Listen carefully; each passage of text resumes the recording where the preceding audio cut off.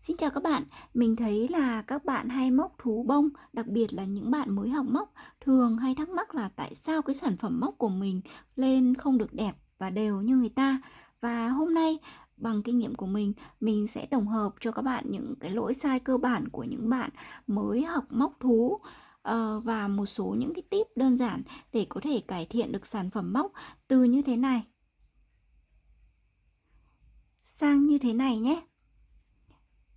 Ở trong video thì mình có hướng dẫn cụ thể từ việc tạo một vòng tròn ma thuật tại làm sao cho nhanh nhất này, hay là móc mũi móc đơn chữ X, cũng như là cách để đổi màu len và kết thúc hàng. Các bạn nhớ chú ý theo dõi nhé.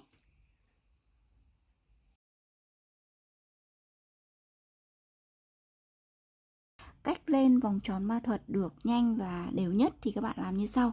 Các bạn chú ý này, cái sợi len chúng ta để ở đây, quấn một vòng quanh, đặt sợi len như thế này. Sau đó chúng ta sử dụng kim móc luồn xuống dưới sợi dây đầu tiên, lấy sợi dây thứ hai lên, xoay lại, và cái sợi dây len dài mà lúc nãy chúng ta đặt ở đây này, các bạn móc vào đây, rút qua như này. Mình làm lại nhé. Đặt sợi dây lên trên bàn tay, quấn cái sợi dây dài này một vòng qua đây, đặt lên trên, kẹp vào đây. Sau đó sử dụng kim móc luồn xuống dưới sợi dây len thứ nhất, lấy sợi thứ hai, quấn đây.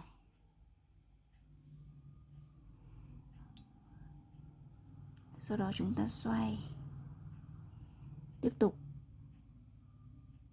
lấy cái sợi dây len này và rút qua đây. Sau đó chúng ta gỡ ra khỏi tay,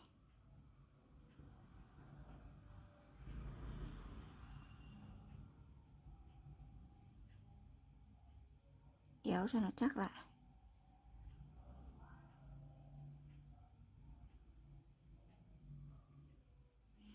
Sau đó thì chúng ta móc mũi móc đơn như bình thường.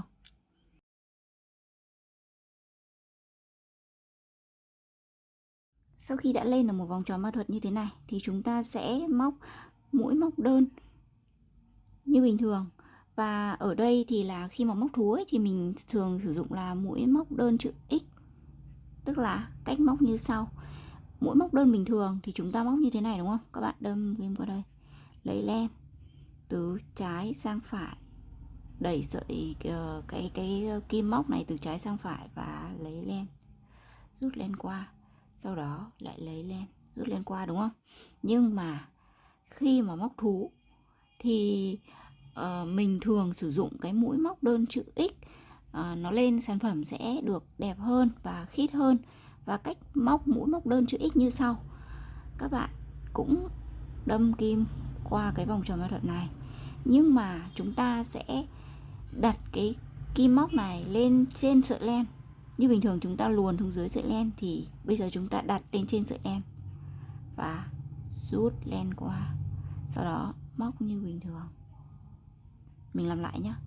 Đâm kim qua đây, đặt kim móc lên trên sợi len, rút len qua.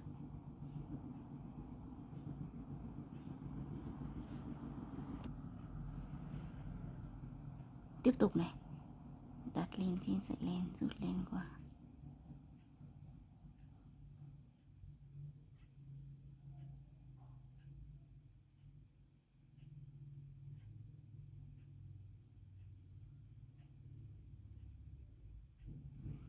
Sau đó thì các bạn rút chặt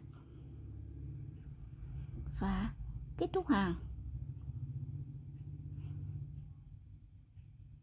Khi kết thúc hàng thì mình cũng đặt cái kim móc này lên trên sợi len và rút len qua. Kết thúc hàng bằng một mũi trượt và lên một mũi bính.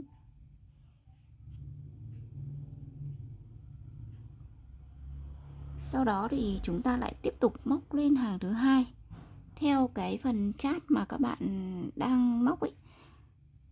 Thì khi mà móc mũi móc đơn này ở cái hàng này thì chúng ta cũng làm tương tự như là khi mà chúng ta móc ở vòng tròn ma thuật này, hàng đầu tiên này thì các bạn cũng đâm kim và đặt cái kim móc lên trên sợi len, rút len qua.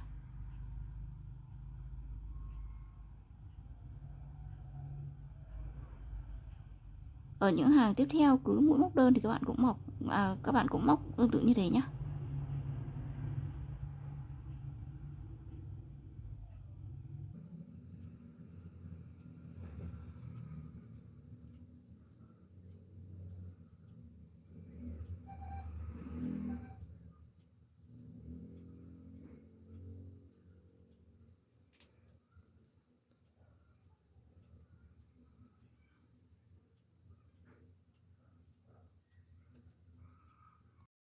Và đây là sản phẩm mà mình sử dụng 2 mũi móc đơn. Đây là mũi móc đơn như bình thường này. Còn đây là mũi móc đơn chữ X. Thực ra là cái này thì tùy thuộc vào sở thích của bản thân thôi. Tuy nhiên là theo kinh nghiệm của mình ấy, thì khi mà mình sử dụng mũi móc đơn chữ X để móc thú bông thì sản phẩm sẽ lên được đều đẹp và trông nó được chặt tay, trông nó được, tức là nó không bị lỏng quá như thế này và cảm giác nó được đều như thế này. Thì các bạn có thể thử xem nhé.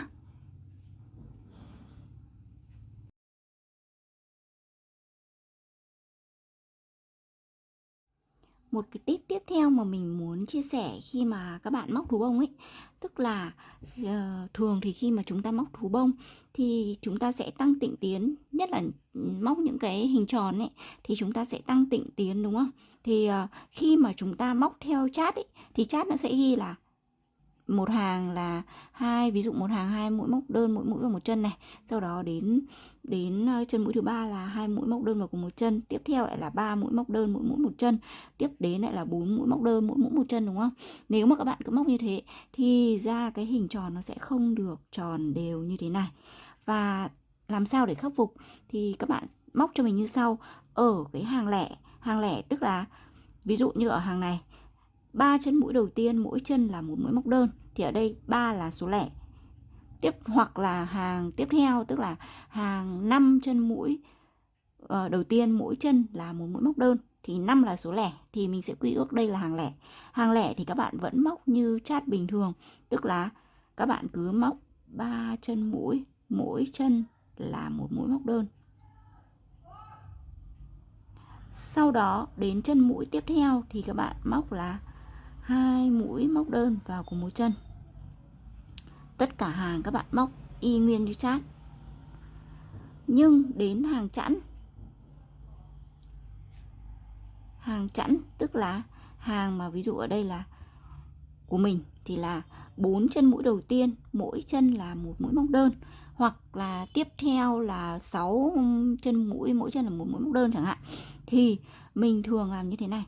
Các bạn sẽ chia đều cho mình, tức là ở đây là 4 chân mũi đầu tiên mỗi mũi là một mũi móc đơn, đúng không? Thì mình sẽ chia ra ở đầu bên này, tức là chúng ta sẽ chỉ móc 2 mũi, chúng ta chia đều ra, 4 thì chia 2 thì bằng 2, thì các bạn sẽ chia đều 2 chân mũi đầu tiên mỗi chân các bạn móc một mũi móc đơn.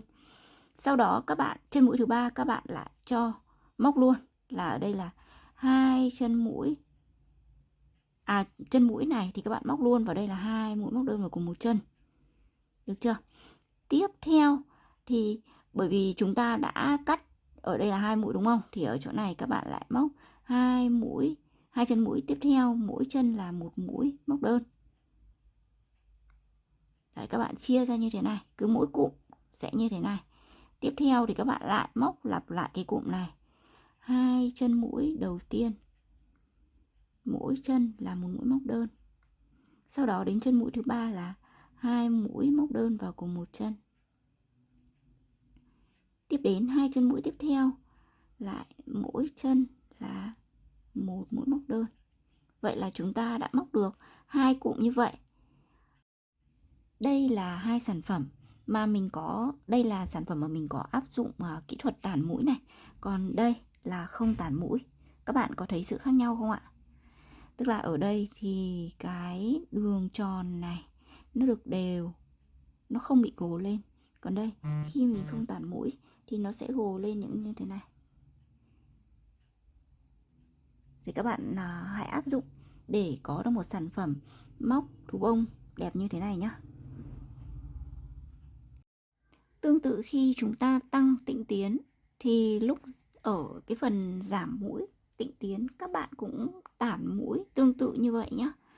Tức là chúng ta đối với những hàng lẻ thì chúng ta cũng sẽ vẫn móc như bình thường, và ở những hàng chẵn thì các bạn cũng sẽ chia đôi ra. Ví dụ như ở đây của mình, chart của mình là đến hàng này là 4 mũi móc đơn rồi đến 1 mũi giảm, tức là hàng chẵn này, thì mình cũng sẽ móc là trước tiên là 2 mũi móc đơn, sau đó đến 1 mũi giảm, rồi lại đến 2 mũi móc đơn, mỗi mũi vào một chân. Hàng tiếp theo là hàng lẻ thì chúng ta sẽ móc như là chart hướng dẫn, tức là 3 mũi móc đơn rồi đến 1 mũi giảm.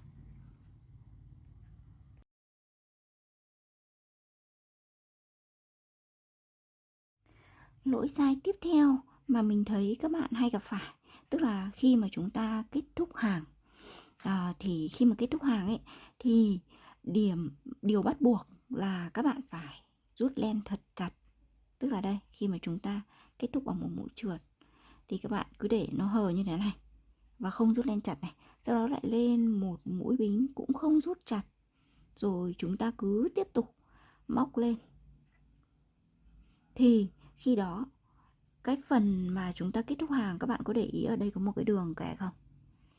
Nó sẽ bị chéo lệch hẳn sang như thế này, nó sẽ chéo hẳn sang như thế này. Còn khi mà chúng ta đúng ấy, cách làm đúng ấy, thì các bạn phải rút len thật chặt. Đây, các bạn để ý này. Khi mà chúng ta kết thúc hàng bằng một mũi trượt này, chúng ta lấy len lên này, rút len qua, các bạn phải rút thật chặt. Rồi chúng ta lại lên một mũi bính cũng rút thật chặt.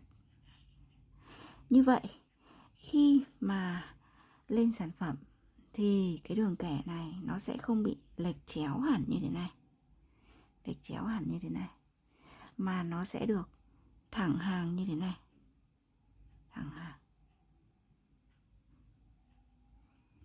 Ngoài ra này, khi mà các bạn để móc mà không rút chặt như thế này này, thì khi mà móc đến cái chân mũi cuối cùng này thì các bạn hay nhầm tưởng là ở đây còn một chân mũi nữa, và các bạn đâm kim vào đây lại móc tiếp một chân mũi.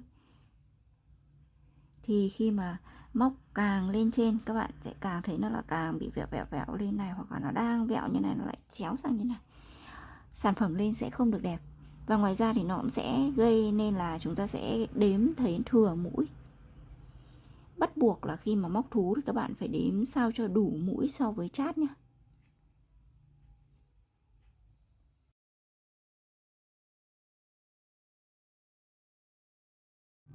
Lỗi tiếp theo mà các bạn móc thú hay mắc phải đó là khi mà chúng ta đổi màu len. Ví dụ như ở đây thì khi mà đổi màu len này thì các bạn sẽ thường hay móc như thế này. Đây là hàng cuối cùng nhá, hàng cuối cùng của màu len thứ nhất, thì các bạn sẽ móc hết hàng cuối cùng này. Sau đó thì kết thúc hàng. Tiếp theo thì các bạn lại nối len. Kết thúc hàng này xong nhá, thì các bạn mới nối len màu thứ hai vào.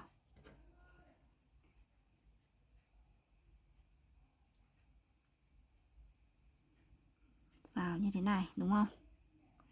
Sau rồi các bạn sẽ móc cái hàng này. Móc cái hàng này là cái màu thứ hai.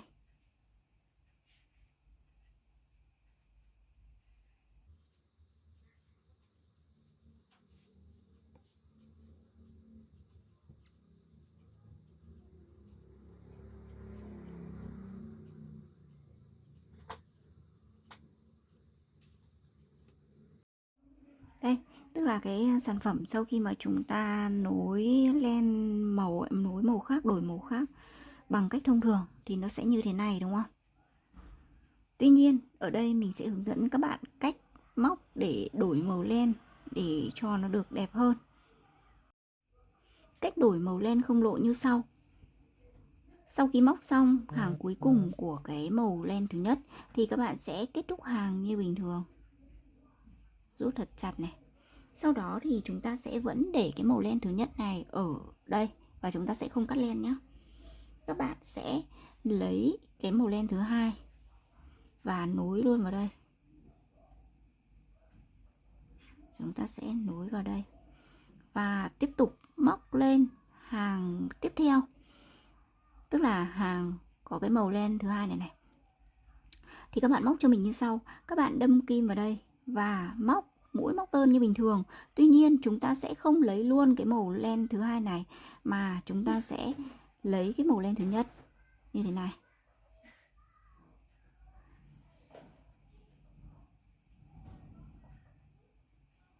Lấy màu len thứ nhất lên kim đây nhá. Sau đó thì chúng ta lại sử dụng cái màu len thứ hai này để rút qua như thế này.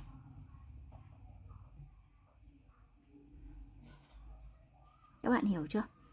Tiếp theo, chân mũi thứ hai chúng ta cũng làm tương tự như là cái chân mũi thứ nhất, tức là đâm kim vào đây, lấy màu len thứ nhất tức là màu trắng lên kim.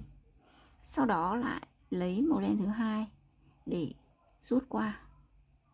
Mình làm lại nhé. Chân mũi thứ ba cũng làm như vậy này, đâm kim, lấy màu len thứ nhất lên kim, sau đó lại rút len qua bằng màu len thứ hai. Các bạn làm tương tự cho đến hết hàng này. Sau khi móc xong cái hàng này thì các bạn cũng sẽ kết thúc hàng như bình thường này.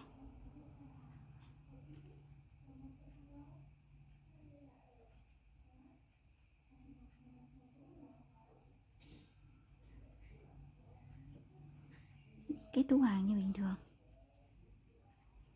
Và hàng tiếp theo thì các bạn sẽ sử dụng cái màu len thứ hai này và móc như bình thường, tức là chúng ta móc thêm một mũi bính rút chặt. Sau đó thì móc theo cái chát của bạn ấy. Sử dụng, và ở hàng này thì chúng ta sẽ chỉ sử dụng cái màu len thứ hai này để móc nhé.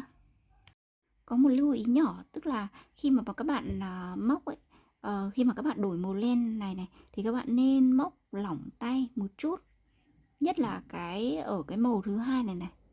Đây, các bạn nên đẩy lên một tí, sau đó mới rút len qua để cho cái mũi móc nó được lỏng. Thì khi mà chúng ta móc ở hàng tiếp theo ấy thì sẽ đâm kim vào dễ hơn, móc sẽ dễ hơn, và cái sản phẩm thì nó sẽ đều với cả cái mũi móc phía dưới hơn.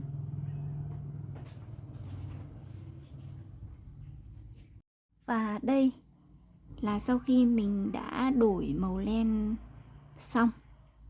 Các bạn có thấy sự khác biệt so với cả cách đổi màu len bình thường này không? Các bạn thử áp dụng xem nhé.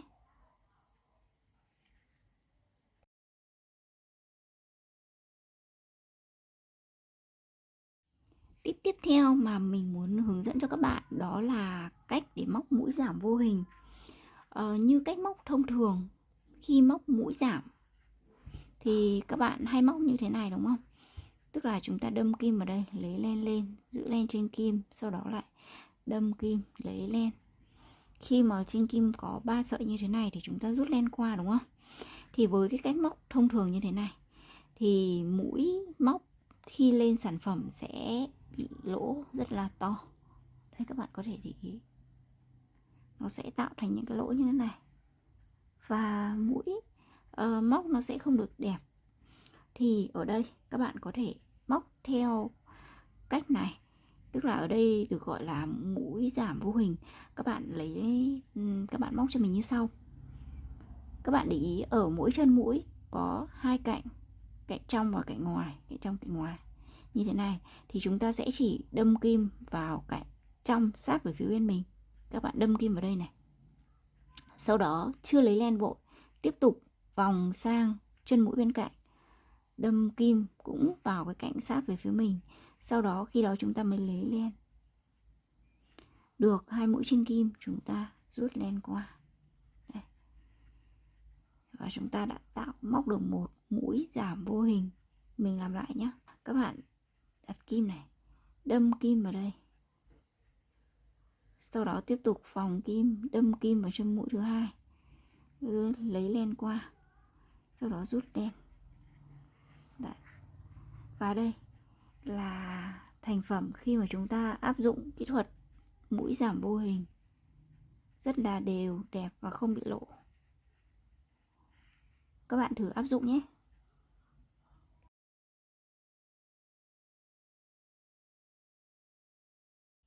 Và tip cuối cùng mình muốn chia sẻ cho các bạn, tức là cái tip kết thúc cái hàng của một cái sản phẩm móc.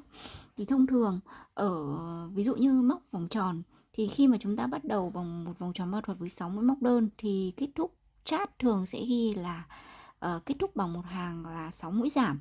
Thế tuy nhiên là với cái cách mà chúng ta khâu giáp cái phần kết thúc sản phẩm như thế này thì mình sẽ không móc cái hàng cuối cùng, tức là sẽ chỉ dừng lại ở hàng trước đó.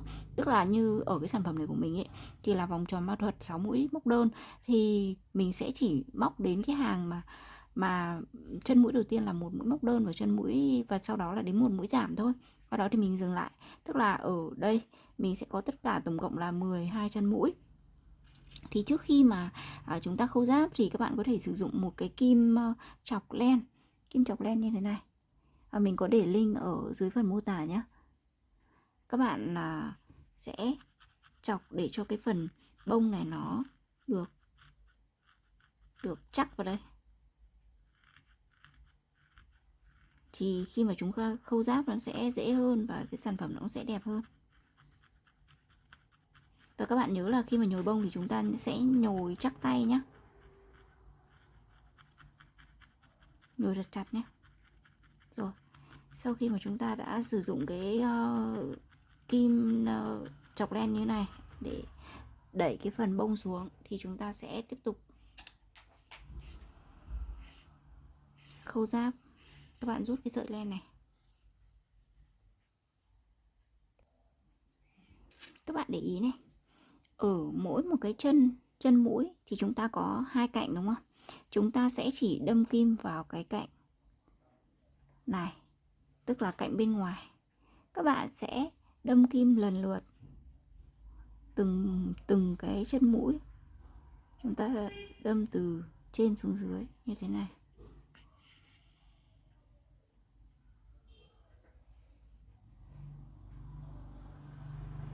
Và chỉ đâm kim vào cái cạnh ngoài thôi. Các bạn cứ đâm lần lượt cho đến hết 12 chân mũi.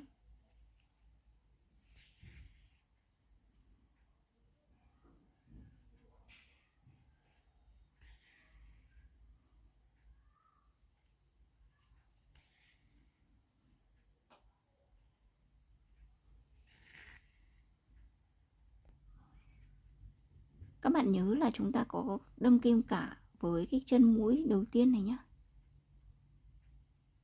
Đây. Sau đó thì các bạn chỉ cần rút thật chặt.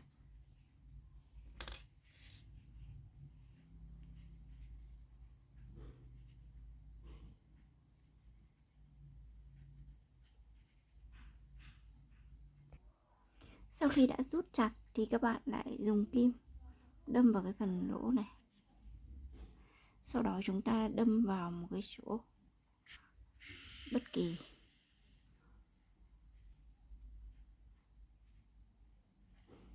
Rồi các bạn cắt lên. Vậy là chúng ta đã hoàn thành.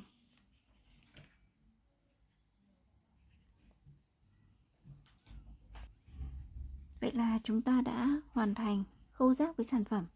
Các bạn nắn chỉnh để cho sản phẩm được đúng theo cái hình dáng mà mình mong muốn nhé.